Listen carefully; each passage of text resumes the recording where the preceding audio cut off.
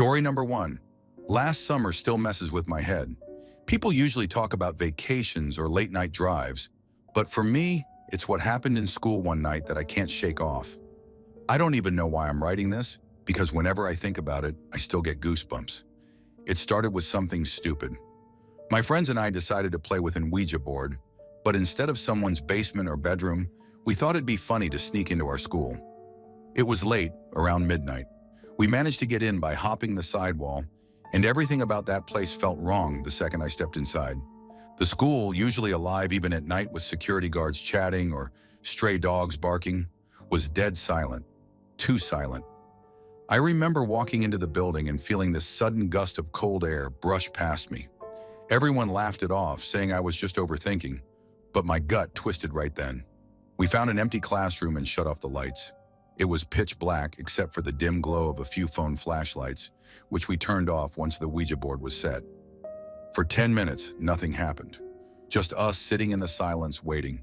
And then the lights flickered. Not the emergency ones, but the actual fluorescent tubes. First a buzz, then a flicker, and suddenly the entire classroom lit up bright white.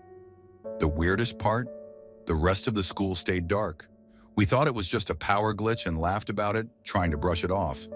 That's when the scream happened. It wasn't the kind of scream you hear in movies. It was guttural, violent, raw, like someone was being torn apart, every ounce of pain ripped from their throat. It came from the corridor, echoing off the walls. My body froze instantly. No guard, no teacher, nothing should have been there. We panicked, obviously, and rushed out. The hallway was empty, stretching out in both directions. No footsteps, no sign of anyone. We split up, each of us checking different corners. That's when everyone started having their own experiences. Jess later said she found a soft toy hanging upside down from the ceiling. She swore there was blood dripping from its seams, thick drops hitting the floor. When she blinked, it was gone. She checked the ceiling again. Nothing. Just a dusty tile. Mike claimed he felt someone right behind him. Not just a vague sense of being watched. He said he could feel the warmth of breath on his neck. When he spun around, nobody was there. But the classroom door next to him swung shut, like someone had just slipped inside. Liam, who usually jokes about everything, went pale. He said at the far end of the corridor, he saw a silhouette, a tall, thin figure just standing still, watching. Every time the lights flickered, the figure seemed to step closer, until finally the lights went out completely. When we regrouped, all of us looked shaken. That's when we realized Lexi wasn't with us. Panic really hit then. We shouted her name, ran around looking. No answer. Then we noticed it. Faint, wet footprints on the corridor floor. Not mud, not dust. Actual water. The trail led toward the swimming pool. We followed, every step heavier than the last. The pool area was colder than the rest of the building, and the smell of chlorine was sharp in the air. That's when we saw it. A body floating face down in the pool. We didn't think. We just ran and pulled it out. But the moment we flipped it over, we realized it wasn't Lexi. It wasn't anyone. It was a dummy, a human-shaped mannequin, but it looked exactly like her. The hair, the clothes, everything. As we dragged it out, I swear its hand clutched my wrist. Just for a second, cold and clammy, but strong enough to make me stumble. Everyone else was already screaming, and I couldn't bring myself to tell them. We bolted. None of us looked back. The next morning, Lexi walked into school like nothing had happened. She laughed when we asked her where she'd gone, said she'd gone to the restroom and couldn't find us after. She looked normal, acted normal, but something was off. When she stood close to me, my wrist, where the dummy had grabbed me, burned like a rash or a fever under the skin. No mark, nothing visible, but I felt it. I still feel it sometimes, especially when she's near. People say it was just our minds playing tricks on us. Stress, late-night paranoia, maybe even fumes from the old building messing with our heads. The scream could have been a cat, the silhouette just our eyes adjusting to the dark. The dummy a prank left in the pool storage. But when I think about the way the lights only worked in our room, or the way my wrist felt like it was grabbed, I can't fully explain it away. And sometimes, when I see Lexi smile, I get this unsettling thought that maybe the girl we pulled out of the pool wasn't the dummy at all. Maybe the real Lexi never came back. and that's what keeps me up at night. Story number 2. I've debated sharing this for years because even now, I don't fully understand what happened. It's one of those memories that feels too vivid to be just imagination, but at the same time, I can't rule out the possibility that my mind twisted things in the moment.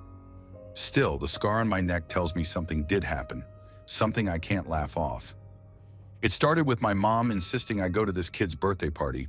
His name was Arjun, and he lived 3 houses down. He wasn't exactly the type of kid people liked. Always alone, pale, and he carried this strange energy around him. I'd catch him sitting on the curb, drawing symbols into the dirt with a stick or picking up dead insects and putting them into jars. People whispered he was into weird stuff, maybe witchcraft, maybe just too much time alone. I avoided him, but my mom thought it was rude to skip the invite. She said kids like him needed more friends, and she practically shoved me out the door. The moment I reached his house, something hit me that I'll never forget. The smell. It was faint, but it reminded me of rotting meat, the way garbage smells when it sits under the sun for too long. It came in a wave, and then just as quickly, it was gone. I was about to step back when I felt a push at my back, gentle but strong enough that I stumbled into the doorway. No one was behind me. Inside, the house looked normal enough. Balloons, streamers, cheap paper hats.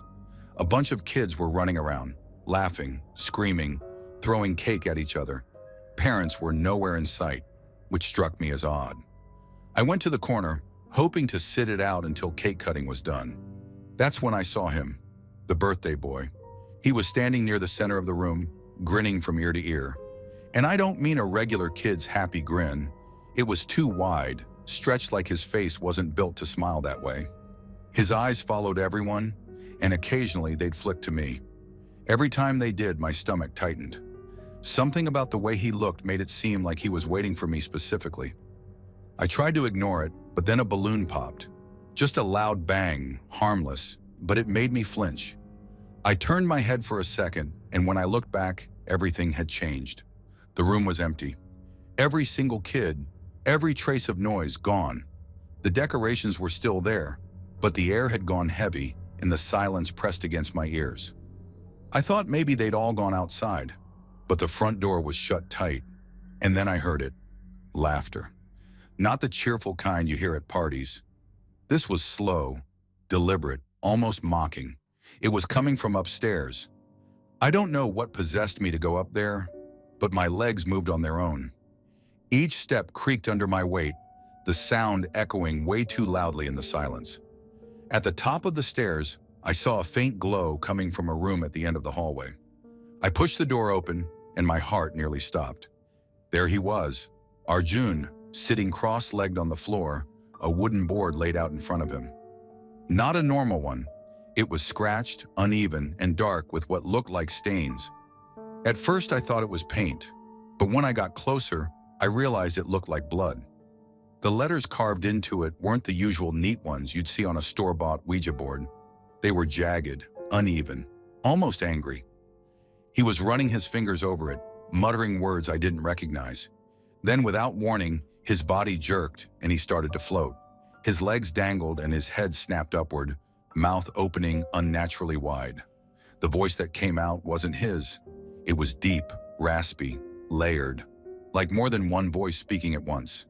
That's when I bolted. I yanked the door open and tore into the hallway. But something was wrong. The hallway stretched too far. No matter how fast I ran, the stairs never came into view. Every few seconds, I'd glance over my shoulder, and there he was, Arjun, still floating, still grinning. Sometimes he was at the far end of the hall, sometimes just a few feet away, his eyes glowing faintly in the dim light. My lungs burned and my legs screamed, but I couldn't stop. The air felt heavier the further I went, and the walls seemed to close in. Then it happened. Sharp pain at my neck, like teeth sinking into me. I screamed and slapped at it, but nothing was there except a burning ache. My vision blurred, and for a second, I thought I'd collapse right there in that endless hallway. Then, like flipping a switch, everything snapped back. I was standing at the bottom of the stairs, my chest heaving. The sound of laughter and chatter filled the room again. Kids were running around, smearing cake on each other's faces. Parents had suddenly reappeared, chatting casually. And there he was, in the middle of it all, perfectly normal. Arjun stood at the table, knife in hand, cutting his birthday cake like nothing had happened. No one seemed to notice me standing there, pale and shaking. I didn't wait. I ran out the front door and didn't stop until I was home. That night I couldn't sleep. My neck throbbed, and when I looked in the mirror, I saw it. A bite mark. Not huge, but clear enough. 2 crescent rows of teeth indented into my skin. It wasn't human-sized either. Too small, too sharp. The next week his family moved out. No explanation, no goodbyes. The house stayed empty for months, and eventually someone else bought it. But even now, whenever I pass by, I feel that same faint wave of rot in the air, like something lingering. I still have the scar. People brush it off, say, maybe I got bitten by a stray dog or some insect. But I know what I felt, what I saw. I just wish I knew what really happened in that house. Story number 3. This happened when I was 16, and even now at 28, I still remember every detail like it happened yesterday. I don't think about it much, because when I do, strange things seem to start again. But some things just cling to you, no matter how much time passes. My grandma had this old wooden board she kept locked away in a box in the attic. My mom knew about it, but never allowed me anywhere near it. I wasn't even supposed to know it existed. But when you're a curious teenager with too much free time, boundaries are made to be broken. One night when I was alone, I brought the box down. It was about 1 a.m., and for some reason I decided to play with it in the unfinished basement. That was my first mistake. The basement was always the creepiest part of the house. Concrete floor, wooden beams, no proper lighting except for one bulb that flickered more than it worked. The air always smelled damp, like soil and mildew. I spread the board out on the floor, sat cross-legged with my phone flashlight nearby, and waited. At first, nothing happened.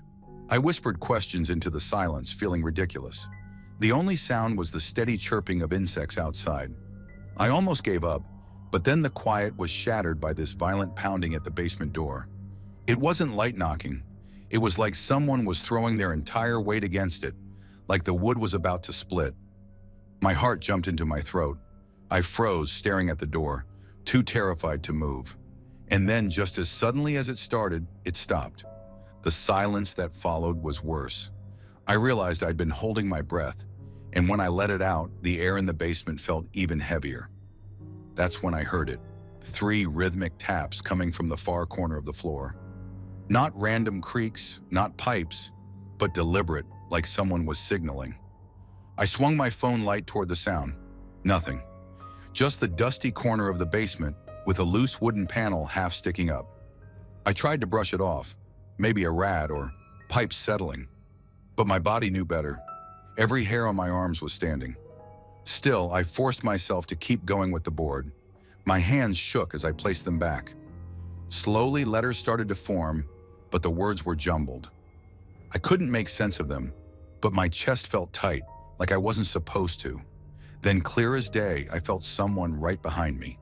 Not just the vague sense of being watched, but the prickling heat of a presence standing close, slightly to the side, watching me lean over the board. I spun around, phone light cutting through the dark. Nothing, empty, but the tapping started again, faster, louder, more urgent. 3 knocks, then 3 more, like something was directly beneath that panel. I don't know where the courage came from, but I got up and walked to the corner. The wooden plank wasn't nailed down. It was already half loose, like it had been pried up before. My fingers hesitated, but then I pulled it open. Underneath was just a shallow crawl space, maybe a foot deep, all dirt. My phone beam shook as I leaned closer. For a split second, I swear I saw the faint outline of someone small, like a child curled in the dirt. But when I blinked, there was nothing, just soil and shadows. I should have shut it immediately, but I couldn't look away. My eyes scanned the dirt, and that's when I saw it. A child's shoe, half buried. Not new, not even old in the way clothes in the attic are old. This was ancient, cracked leather and worn fabric, the kind of shoe no one had worn for decades. I dropped the plank back into place so fast it almost caught my fingers. My whole body felt wrong, like my blood had gone cold. I didn't even put the board back in the box. I just ran upstairs, slammed the door, and sat in my room until morning, trying to convince myself I'd imagined it. But the thing is, it didn't end that night. Afterwards, little things started happening. Sometimes I'd wake up and my feet would be freezing cold, even though I slept with socks. It wasn't the kind of cold from air conditioning either. It was wet cold, like I'd been standing barefoot in icy water.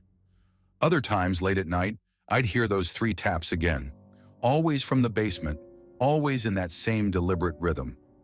No one else seemed to notice.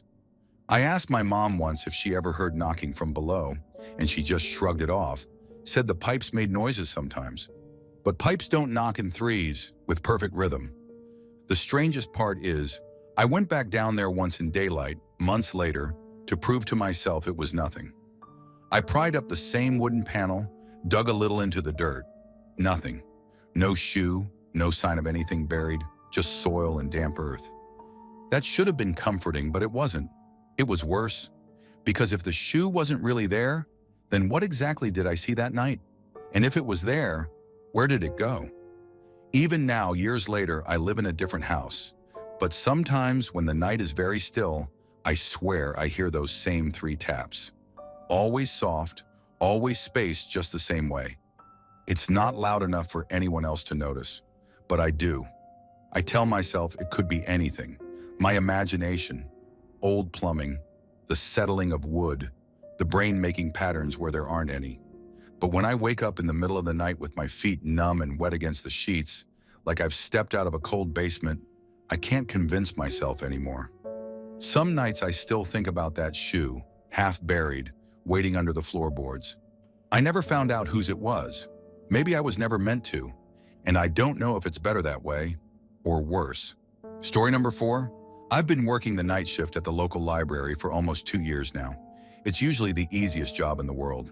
A few stragglers here and there until closing, then hours of silence while I reshelve books and monitor the cameras. I actually liked the peace at first. The library at night feels like its own world. Empty aisles, the faint hum of the old heating system, the occasional creak of wood as the building settles. You get used to the sounds. You stop noticing them after a while. It all started about a month ago. A group of college kids showed up late in the evening, asking if they could stay and study. I usually don't allow people to linger past closing, but they seemed harmless, and I figured I'd let them have the extra hour. I didn't notice at first what they were really doing until I passed by the history section and saw them crouched around something on the floor. They'd brought a Ouija board. They weren't quiet either. Nervous laughter, little gasps, their voices bouncing between the stacks. I didn't care much. I just wanted them gone so I could do my rounds.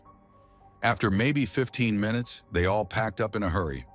I didn't hear what spooked them, but one of them looked pale, and they practically ran out. I locked the doors behind them and went back to work. That night was the first time I heard the whispers. I was re-shelving in the fiction aisle when I caught the faint sound of murmuring. It was so soft I thought it was the wind sneaking through a vent. The more I listened, though, the more it sounded like actual words, like people talking just out of earshot. The strange part was that it wasn't coming from one place. It seemed to shift, like one moment it was behind the next shelf, then across the aisle, then right at the end of the row. I checked, of course. Nobody there. I chalked it up to the heating system or maybe sound carrying weird in an empty building. I even told myself I was just tired, but the voices came back the next night and the night after that. Always the same soft murmur, always impossible to catch clearly. A week later was when things started to feel less explainable. I was in the paranormal section, ironically, putting a few books back when I heard the sudden thump of something falling behind me. I turned and saw that every single book on one side of the shelf had toppled onto the ground in a straight, neat row. The spines all faced upward. At first I thought it was just gravity, but when I looked closer, I froze. The call numbers on the spines spelled out a word, D-E-A-T-H. I just stood there staring, trying to convince myself I was seeing it wrong. I almost pulled out my phone to take a picture, but I didn't. To this day, I wish I had. I went straight to the security desk and checked the cameras. Nothing. No one walking down the aisle.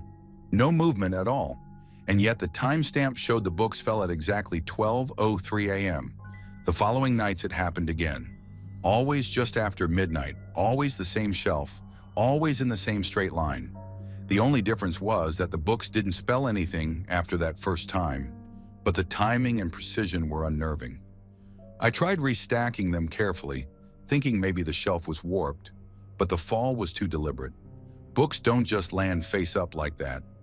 After that, the whispers grew louder, not clear enough to understand, but closer. One night I was shelving near the reference section when I felt what I can only describe as breath on the back of my neck, followed by a hiss I couldn't make out. I spun around with my flashlight, but the aisle was empty. The worst part isn't the noises or the books, it's the silence afterward. Every time something happens, the library falls into this suffocating stillness, like the air itself is holding its breath. Even the heating system cuts out, and I'm left in a dead, heavy quiet that feels wrong, like the building itself is listening. I've tried to be logical about it. Maybe the whispers are just pipes, maybe the books fell because of vibrations from the heating system. Maybe the silence is in my head, but that doesn't explain what happened 2 nights ago. I was walking through the children's section when I noticed all the rolling chairs at the reading table were pulled out, evenly spaced like someone had just stood up from each one. I hadn't touched them, and I always pushed them back in during closing. I thought maybe I was misremembering, but when I turned to leave, I saw one of the chairs roll slowly backward on its own, scraping softly against the carpet. Again, I checked the cameras. Nothing. The chair didn't move on screen, even though I'd watched it with my own eyes. Last night was worse.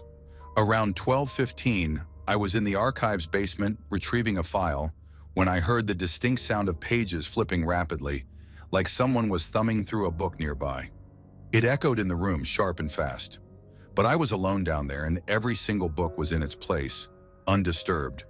When I went back upstairs, the paranormal shelf was already waiting for me, every book face up on the ground again. I avoid that aisle now. I do the bare minimum, keep the lights brighter than I need to, and never step into the stacks after midnight if I can help it. But the library feels different since that study group left.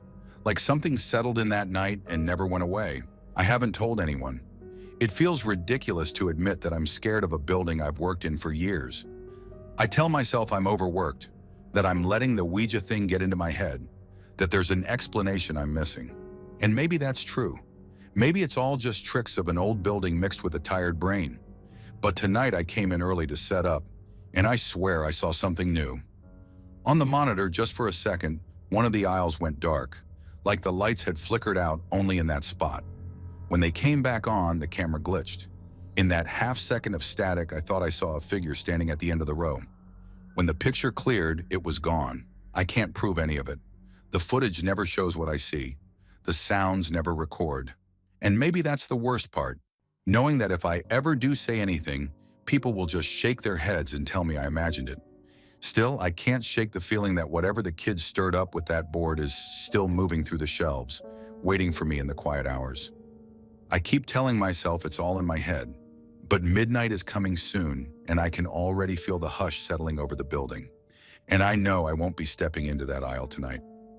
Story number 5. I was staying at my aunt's place for a few days because of some work in her town. When I first arrived, it felt normal. Warm food, familiar chatter, nothing strange at all. My cousin even teased me about how quiet the house seemed compared to the city. But that calm didn't last long. The night it started, a storm rolled in out of nowhere. It was too sudden, like someone had just dropped it from the sky. The air felt heavy, and within minutes the wind was howling hard enough to make the old house shiver. The rain lashed against the windows in a way that made me feel cut off from the world outside. My cousin had told me earlier in the evening about how she once messed with a Ouija board at her school friend's sleepover, how they heard knocks and whispers. I laughed it off back then, but her words replayed in my head that night. Maybe that was why my mind was primed for what followed. I went to bed on the second floor. It was pitch black when I woke up with a strange pull at my leg. It wasn't strong, but it was deliberate, like someone wanted to check if I was asleep.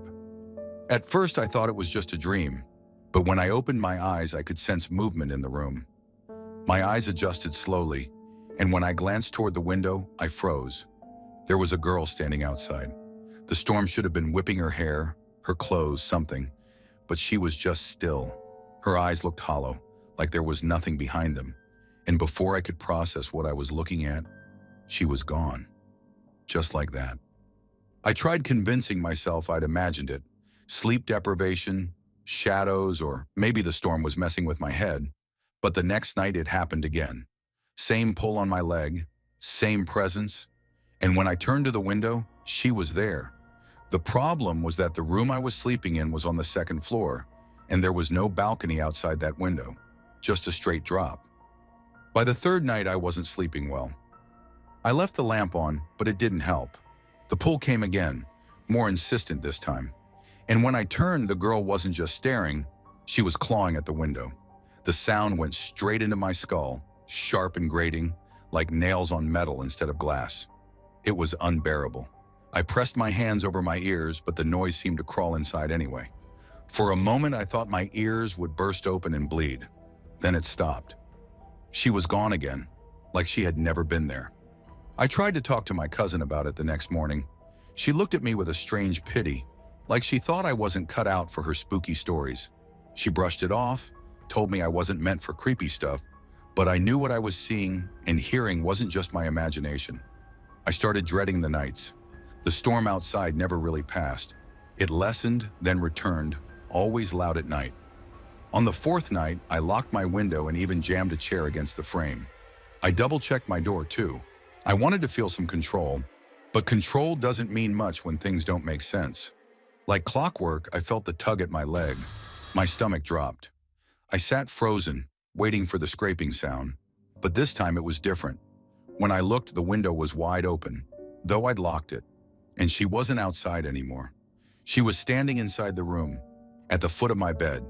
Every part of me screamed to move, to run, to do something, but my body locked up. She was pale, her hair dripping like she had just climbed out of water. Her clothes hung oddly, clinging in some parts, sagging in others. She stared down at me, those hollow eyes pinning me in place. Then her body bent unnaturally, stretching forward until her face hovered inches from mine. Her spine curved in ways that didn't look human. Her gaze drilled straight into me, and I felt my chest seize up like I couldn't breathe. And then she vanished. Just like that, gone. When I finally forced myself to sit up, the window was locked tight, the chair still wedged against it. My door was still bolted from the inside. Nothing was disturbed, like nothing had ever entered. That was the final straw for me. I packed my bag the next morning and made an excuse to leave. My aunt didn't question it, but my cousin gave me a knowing look, the kind that said she had seen my face pale and exhausted enough to understand. I never told her the full extent of what I saw. Even now I replay it in my head. I try to reason it out. Maybe I was half asleep. Maybe the storm's noise messed with my senses. Maybe sleep paralysis took over. All of those explanations make sense on paper. But then I remember the sound of those claws on the glass, the way her body arched over mine, the way her eyes seemed to drag me into them. It's been months, but every time a storm rolls in suddenly, too fast and too loud, I catch myself bracing for that tug at my leg. I haven't seen her again, but I also haven't been able to look out a window at night without checking twice for a face staring back. The strangest part is, a few weeks ago, during another storm, I swore I heard faint scratching on my bedroom window at home.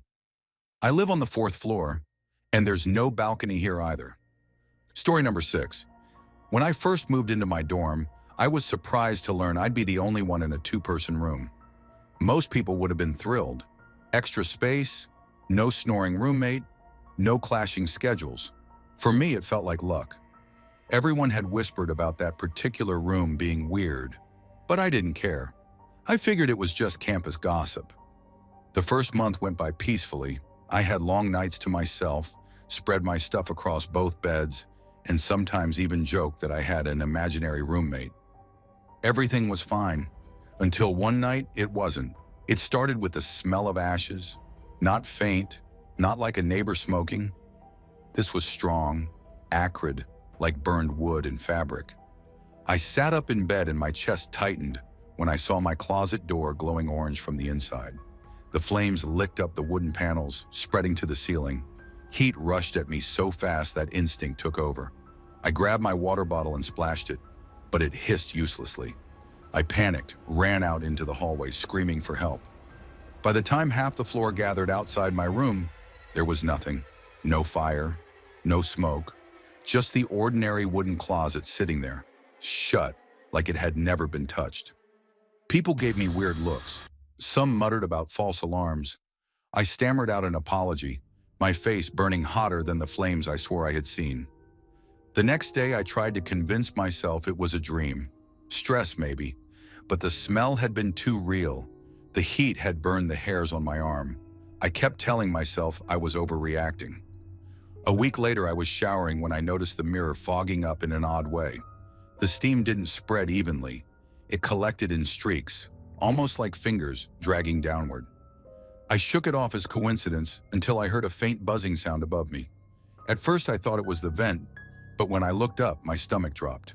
A wire was dangling from the ceiling right above the wet floor, its copper tip exposed. The sound was sharp, an angry insect trapped in metal. I staggered back, my foot nearly slipping on the tiles. Heart racing, I yanked the towel and bolted out before the whole thing could zap me. I called maintenance immediately. The electrician checked everything, rolling his eyes like I was wasting his time. There was nothing loose, no exposed wire, no buzzing. He even ran the shower for a while to prove the point. Everything was normal, but I knew what I saw. After that, the dorm room stopped feeling like mine. My sleep grew restless. The silence inside was heavier than any noise could be. Sometimes I would hear faint scratching from inside the closet, like nails dragging across wood. Other nights, I woke to the sound of someone shifting weight on the second bed. The mattress springs groaning as if someone sat down. One evening while studying, I heard a thud. My closet door swung open on its own and clothes tumbled out. Not in a gentle fall, but in bursts, like they were being hurled from inside. I froze in my chair, my pen slipping from my hand. I wanted to tell myself it was gravity, maybe a loose hinge. Maybe I'd stuffed the clothes in too tight, but the way they flew didn't look accidental. I forced myself to approach, every step feeling like my body wanted to turn back.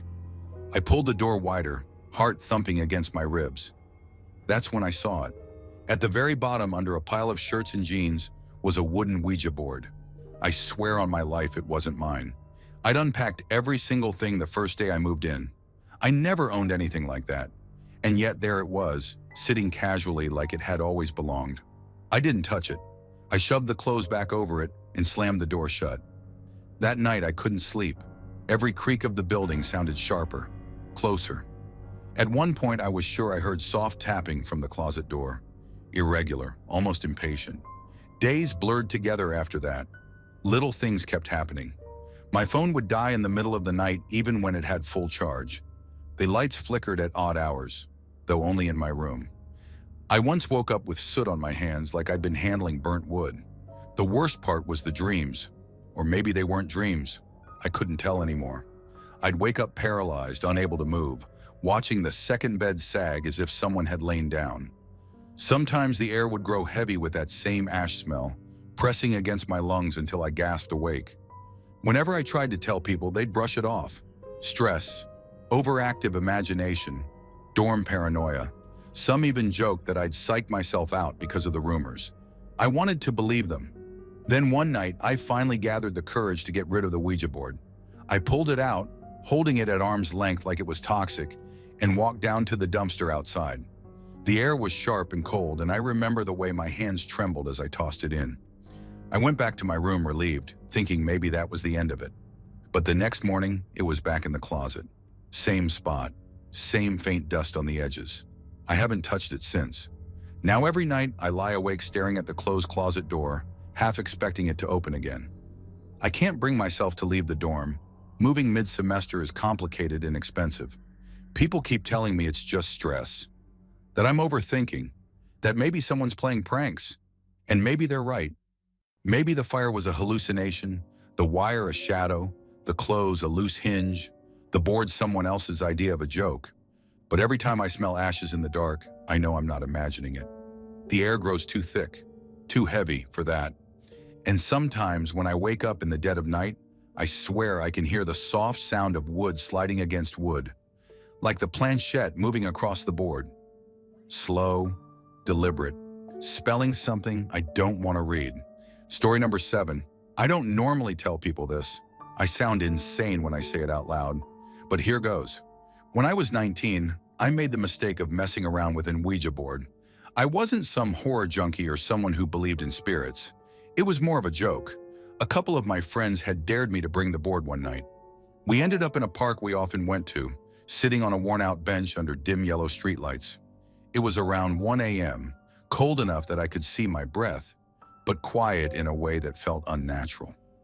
We had been drinking a little. Cheap beer, nothing crazy.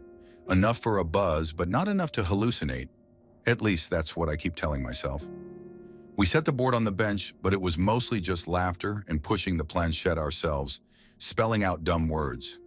It was one of those nights where you think nothing memorable will happen. Then I felt it, a subtle brush, like someone walking past me too close. Not wind, not a branch, not an insect. A distinct shift of air, as though a person had just slipped behind me. I remember laughing it off and shaking my shoulders like I could shrug it away. My friends didn't even notice. They got up to pee behind the trees and I was left sitting there alone with the board. That's when I saw it. 2 faint dots glowing in the dark. Green, low to the ground at first, like animal eyes reflecting light, except there was no light for them to catch. The dots hovered for a few seconds, then blinked out. I thought maybe I was drunker than I realized. But then minutes went by. My friends didn't return. I shouted once, half joking, but no reply came. Just the rustling of leaves and a kind of pressing silence. The kind where every small sound feels amplified. The dots appeared again, this time farther back between the trees. They shifted slightly like they were circling, following. My stomach sank in that heavy way you feel before something bad happens. I decided I'd had enough and started walking toward the park's main path. That's when I realized something was wrong. I knew that park inside out. I'd been there dozens of times, but as I walked, the path seemed unfamiliar. I kept turning corners that led to places I didn't remember ever existing. Narrow dirt trails, overgrown hedges, a fence I'd never seen before. It felt like the park had rearranged itself into a maze. At one point, I came across a stretch of ground covered in broken stones and tilted slabs. My brain didn't register it immediately until I noticed faint engravings on some of them. Names, years. It looked like a cemetery, except there wasn't one anywhere near that park. Not for miles. That's when I heard it. A single word shouted in a voice that wasn't familiar, wasn't close, but was sharp enough to cut through the air. Leave. I spun around so fast my vision blurred, but there was no one. Just the swaying shadows of trees. My hands were shaking at this point, and all I could think about was getting back to the parking lot. I started running, the kind of blind sprint where you don't care if you trip. The dots appeared again on my right, then ahead of me, then gone. Every time I thought I was close to the edge of the park, the path twisted and pulled me deeper. Finally, by some stroke of luck, the entrance lights appeared, the familiar stretch of asphalt leading to the lot. I stumbled toward it, drenched in sweat, my chest tight. I checked my phone the second I reached the car. The screen glared back at me. 2:30 a.m. Somehow an hour and a half had passed. I had no memory of it. No texts, no calls, nothing. Just a blank stretch of missing time. The parking lot was empty, but that wasn't the worst part. The sky had started changing. The black had turned faintly blue, streaked with orange at the horizon. Birds were chirping. The morning sun was climbing. I slid into the driver's seat, trying to convince myself I was imagining things. The dashboard clock flicked on when I started the car. 6 a.m. My phone matched it exactly. 3.5 hours gone, with nothing in between except those green dots and paths that shouldn't have existed. I drove home on autopilot, barely remembering the route. When I finally crawled into bed, I was too drained to process it. I thought maybe when I woke up, it would make sense. It never did. When I asked my friends later, they looked at me like I was joking. They swore they hadn't been at the park. In fact, they said they'd been home all night, gaming online together. They even had screenshots to prove it. According to them, we never made any plan to meet. That's the part that still messes me up. Either I hallucinated the whole thing, or something took me there alone, using their faces, their voices. Over the years, I've tried to rationalize it. Maybe I blacked out from the alcohol and wandered into another part of town without realizing. Maybe the dots were just animal eyes, the cemetery a trick of the mind, the missing time a result of me passing out on a bench somewhere. But here's the thing I can't explain. A few weeks after that night, I went back to the park during the day, just to prove to myself it was all in my head. The paths were exactly as I remembered them before. Open, simple, no weird detours. But as I walked near the tree line, I noticed something carved faintly into the bark of one of the bigger oaks. 6 letters. My name. I never told anyone about that part. Even now, sometimes when I wake up too early, around 5 or 6 in the morning, I'll catch it out of the corner of my eye. 2 faint green dots glowing outside my window just for a second before fading away. And I still don't know whether it's just my mind playing tricks or if something followed me out that night.